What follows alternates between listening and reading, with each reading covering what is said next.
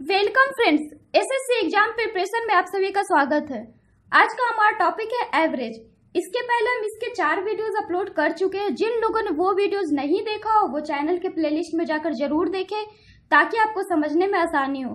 हम इसके 500 से ज्यादा क्वेश्चंस को बिल्कुल ही आसान मेथड से सॉल्व करेंगे। तो अगर आपको ये वीडियो पसंद आए तो प्लीज लाइक करें, हमारे चैनल को सब्सक्राइब करें।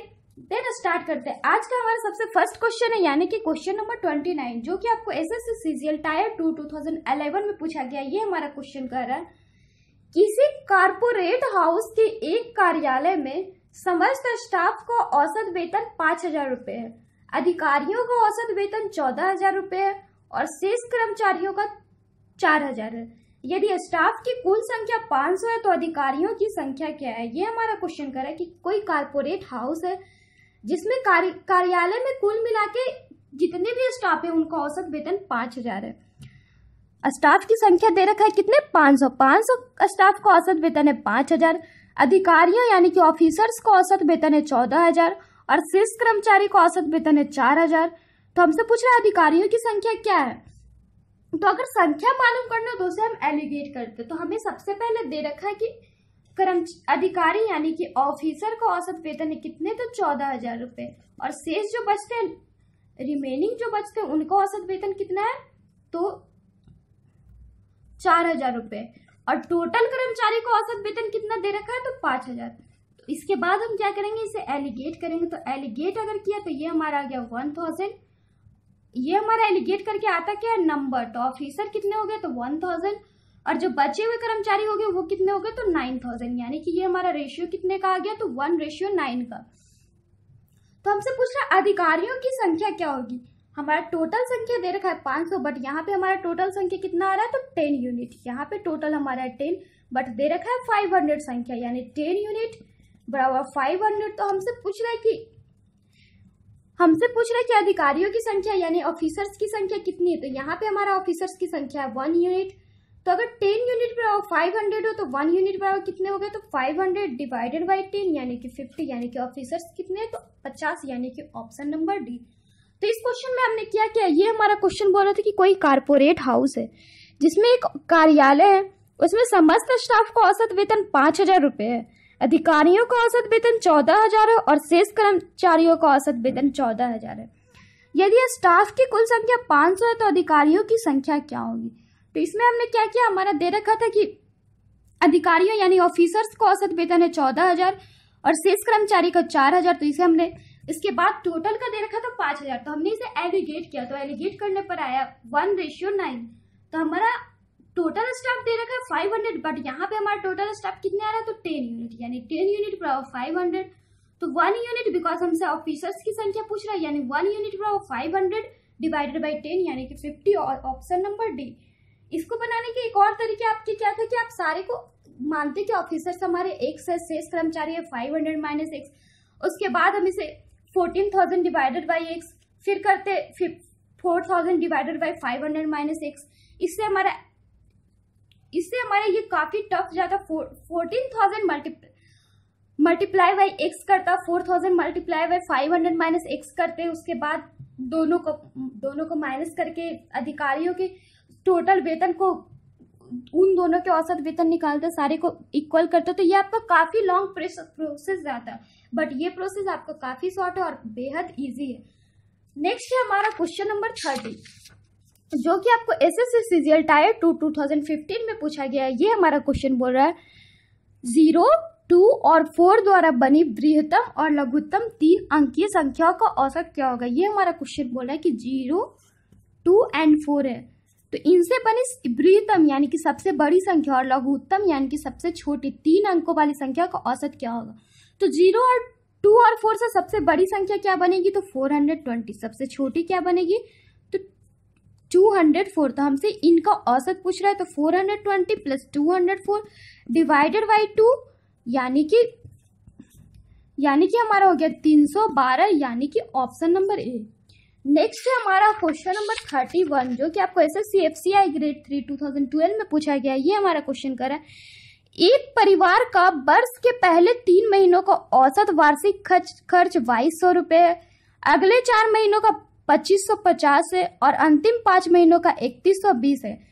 तदनुसार यदि उसके पूरे वर्ष की कुल बचत 1260 रही हो तो औसत मासिक आय कितनी है। ये हमारा क्वेश्चन क्या करे कि एक परिवार है जिसके कि वर्ष के पहले 3 महीने का औसत वार्षिक खर्च 2200 रुपए है, अगले 4 महीने का 2550 है और अंतिम 5 महीनों का 3120 है। और अगर पूरे वर्ष में वो 1260 रुपए बचा रहा है तो उसका औसत मासिक आय कितनी होगी। तो इसके बनाने के आपके सबसे पहले तरीके क्या है कि 2200 गुना 3 करेंगे, 2550 गुना 4, 3120 गुना 5, इस तरह से सारे को हम ऐड करेंगे तो ये हमारा कुल 12 महीने का इसका वार्षिक खर्च आ जाएगा। उसके बाद बचत हमारा दे रखा है 1260, दोनों को ऐड करके 12 से डिवाइड करेंगे तो हमारा मासिक आय आ जाएगा। बट वो प्रोसेस आपका काफी लॉन्ग जाएगा। इसके बनाने के एक और तरीके क्या है, हमारा दे रखा है कि 3 महीने का औसत वार्षिक खर्च 2200 रुपए है, अगले 4 महीने का 2550 है, अंतिम 5 महीने का 3120 है। तो हमसे पूछ रहे हैं कि पूरे वर्ष की कुल बचत औसत मासिक आय कितनी है। तो उसके लिए सबसे पहले हमें निकालना होगा कि उसके औसत मासिक खर्च कितने। तो हमने 3 महीने का 2200 दे रखा, 4 महीने का 2550, 5 महीने का 3120। तो यहाँ से हम इसके 12 महीने का खर्च निकालेंगे तो 12 महीने का खर्च क्या हो जाएगा।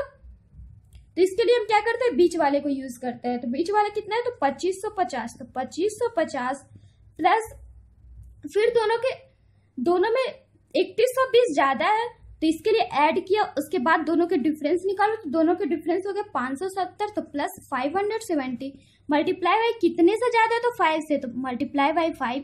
फिर इसके 2200 जो है इससे कम है तो कितने से कम है तो 350 से, तो माइनस 350 मल्टीप्लाई बाई कितने के लिए कम है तो 3 के लिए, डिवाइडेड बाई हमें निकालने के लिए कितने के लिए तो 12 के लिए। तो इस तरह से ये हो गया 2550 प्लस 2850 माइनस 1050 बटा 12। इस तरह से अगर हम इसे टोटली सॉल्व करें तो ये हमारा आएगा 2700 रुपए। तो ये 2700 रुपए हमारा इसका आ क्या गया, 2700 रुपए इसके क्या आ गया तो इसके 12 महीने का औसत खर्च आ गया 2700 रुपए। तो हम इससे क्या करेंगे, इसके सबसे पहले टोटल 12 महीने का टोटल खर्च निकालेंगे। तो टोटल खर्च कितने हो जाएंगे, ये 12 महीने का औसत खर्च हो गया 2700, तो टोटल खर्च हो जाएंगे 2700 गुना 12 यानी कि 32,400। ये हमारे कितने क्या हो गए खर्च। और हमारा दे रखा है कि पूरे वर्ष में वो बचाता है 1260 रुपए और खर्च करता है 32,400।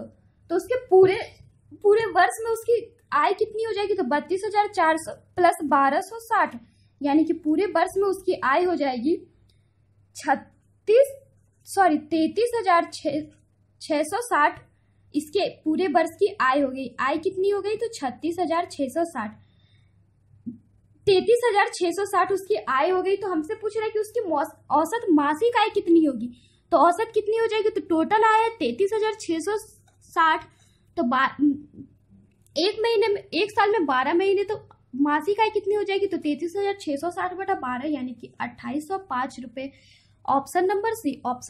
तो इस क्वेश्चन में हमने किया क्या, ये क्वेश्चन हमारा बोल रहा था कि एक परिवार का वर्ष के पहले 3 महीने का औसत वार्षिक खर्च 2200 है, अगले 4 महीने का 2550, अंतिम 5 महीने का 3120।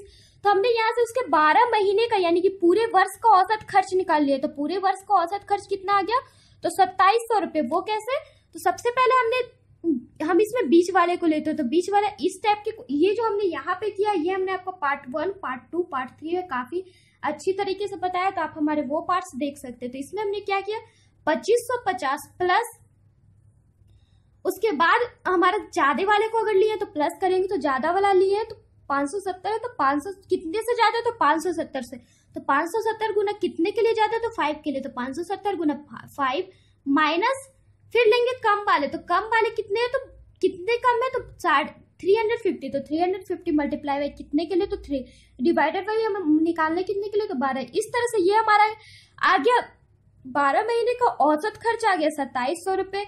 तो हम यहाँ से 12 महीने का कुल खर्च निकाले तो कुल खर्च कितना हो गया 2700 गुना 12 यानी 32,400। तो ये तो हमारा हो गया कुल खर्च 12 महीने का, और हमें 12 महीने का कुल बचत दे रखा था 1260। तो यहाँ से हमने इसके 12 महीने का आय निकाला तो कितना आ गया 33,660।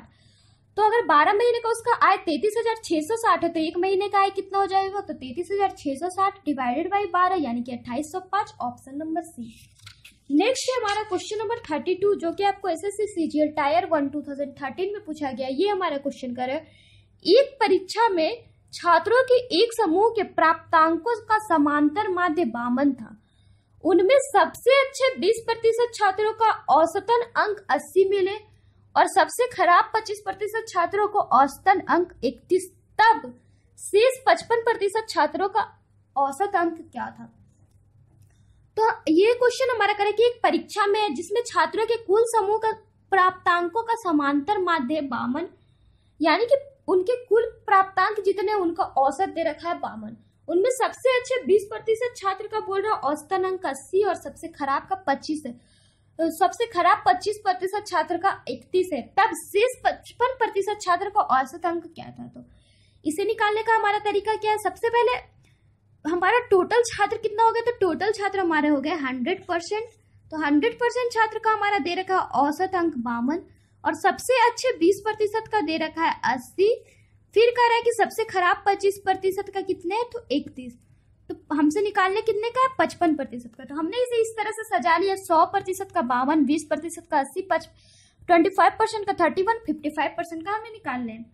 उसके बाद हम इसमें क्या करेंगे? इसके निकालने के लिए आपके 2-3 तरीके। आप सबसे पहले 20 × 80 करेंगे, 25 × 31 करेंगे, ये दोनों को ऐड करेंगे, फिर 100 × 52 करेंगे। उसके बाद जो ऐड किया उसे माइनस करेंगे, तो उसके बाद जो आएगा उसके हम 55 से डिवाइड करेंगे, तो वो हमारा हो जाएगा 55% छात्र को औसत अंक।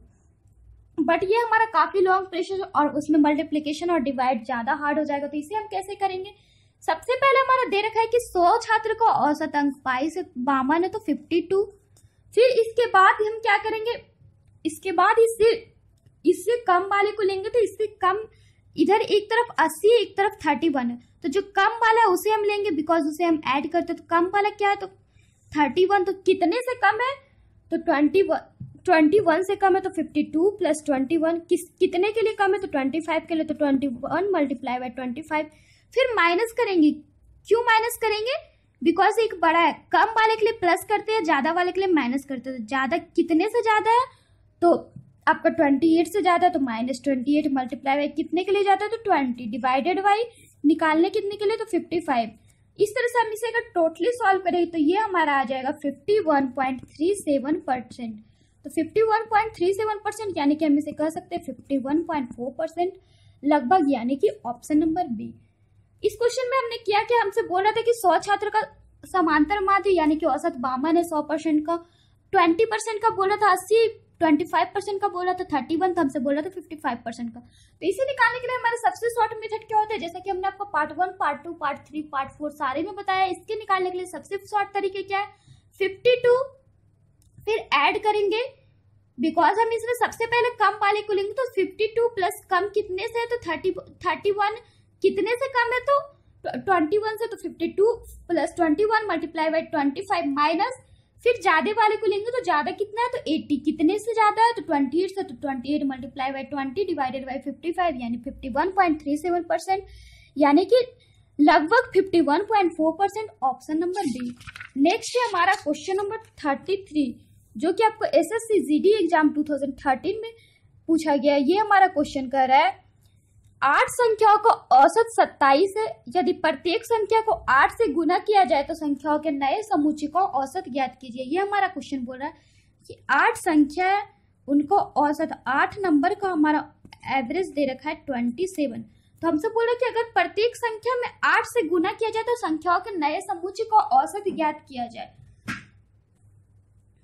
तो हम सबसे पहले हम देख रहे हैं कि अगर इस टाइप के कंडीशन आते हैं कि अगर 8 संख्या का औसत 27 है तो प्रत्येक में 8 से गुना किया जाए तो एवरेज कितना हो जाएगा? तो एवरेज इसका कितना हो जाता है? एवरेज में भी जितने से मल्टीप्लाई सारे संख्या में होगा उतने से मल्टीप्लाई उसके एवरेज में भी होगा, यानी कि 27 × 8 हो जाएगा, यानी कि 316। ये कैसे होगा ये हम देखते हैं। तो अगर हम 3 संख्या लेते हैं 2, 3 एंड 4, तो 2, 3 एंड 4 का एवरेज कितना हो गया? तो 3 हो गया। उसके बाद हमसे बोल रहा है कि सारे संख्या को हम 3 से मल्टीप्लाई करते हैं, तो ये हो गया 6, ये हमारा 3 से मल्टीप्लाई किया तो 9, ये 3 से मल्टीप्लाई किया तो 12। इस तरह से इतने का एवरेज कितना हो गया? तो 27/3 यानी कि 9। तो आप देख रहे हैं कि जितने से हमने सारे संख्या में गुना किया उसके एवरेज में भी उतना ही से गुना हुआ, यानी कि 3 से गुना हुआ ऑप्शन नंबर। तो 3 से हमें गुना हुआ। तो इस तरह से हम अगर 8 संख्या का औसत 27 और प्रत्येक में 8 से गुना किया जाए तो उसका औसत कितना हो जाएगा, तो 27 गुना 8 यानी कि 316। ये कैसे हुआ, तो 8 संख्या का 27 एवरेज है, तो 8 संख्या का टोटल सम कितना हो गया, तो 27 मल्टीप्लाई बाई 8 यानी कि 316। फिर बोल रहे सारी संख्या में हम 8 से गुना करेंगे, तो हमें कितनी बार गुना करना पड़ेगा 8 से, तो 8 बार गुना करना पड़ेगा। इस तरह से हम इसे निकाले तो ये हमारा काफी लॉन्ग जाएगा। तो इसके याद करने का हमारा क्या तरीका होता है कि हमें दे रखा है कि 8 संख्या को औसत 27 है, तो अगर सारे में 8 से गुना किया जाएगा तो उसका औसत कितना हो जाएगा, तो 316।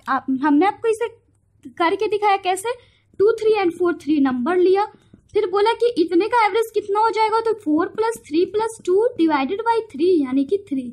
फिर बोला सारे में हमने 3 से मल्टीप्लाई किया, तो multiply by 3 multiply by 3 multiply by 3।